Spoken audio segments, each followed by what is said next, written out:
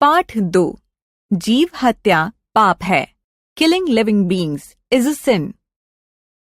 पाठ परिचय chapter introduction. प्रस्तुत पाठ में जीव हत्या के बारे में बताया गया है। जीव हत्या करना पाप है। हमें सभी जीवों से प्रेम करना चाहिए। जब से चुरुगुन पिंजरा तोड़कर उड़ा था, नितिन बहुत उदास हो गया था। बड़ी दूर पक्षी बाजार से पापा स्कूटर पर बैठकर चुरुगुन को लेकर आए थे। कुछ दिन तक तो चुरुगुन डरा डरा रहा। फिर जब नितिन से दोस्ती हुई तो एक दिन वह अचानक से उड़ भी गया। नितिन बेचारा एक दिन स्कूल से लौटा तो खाली पिंजरा मुंह चिढ़ा रहा था। शैतान चुरुगुन अपनी पैनी चोंच से पिंजरे की सलाख टेढ़ी कर चालाकी से फुर हो गया था। फिर एक दिन पापा और नौकर रामू मुर्गी और उसके 2 बच्चे ले आए। नितिन फिर से प्रसन्न हो गया। मुर्गी और बच्चों के लिए दड़बा बनवाया गया। मुर्गी के बच्चे बहुत छोटे थे। नितिन से दोस्ती हो जाने पर वे नितिन की हथेली पर चढ़कर दाने खा लेते थे। दोनों बच्चे पीले रंग के थे। एक दुबला पतला फुर्तीला था तो दूसरा रुई के गोले जैसा गोल मटोल और आलसी। फुर्तीले का नाम नितिन ने मुटकू रखा और आलसी का नाम अलसू।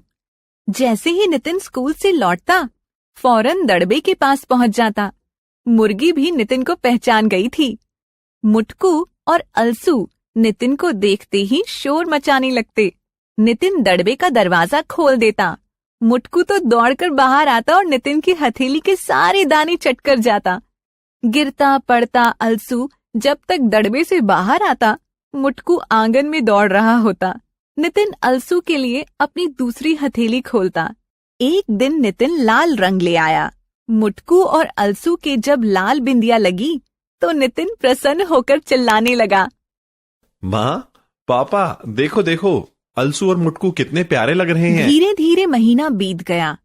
नितिन की दोस्ती अलसू और मुटकू से बढ़ती ही जा रही थी। दशहरे की छुट्टियां शुरू हुईं और एक दिन मौसा मौसी जी आ गए।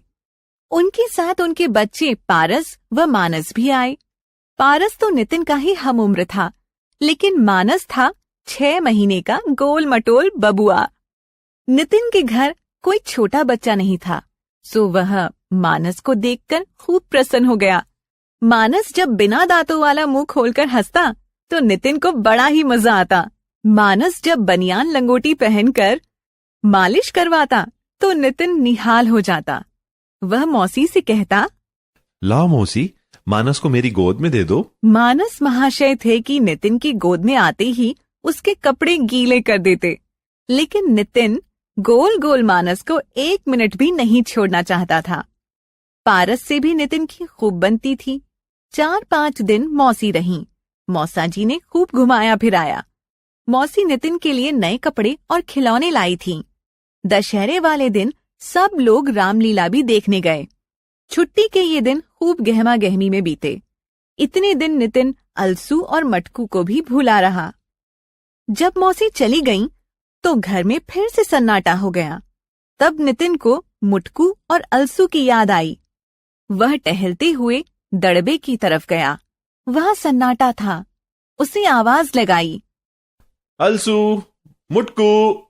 कोई आहट नहीं हुई। दड़बे में झांककर देखा, कोने में मुर्गी बीमार सी पड़ी हुई थी। नितिन दौड़कर घर के अंदर गया।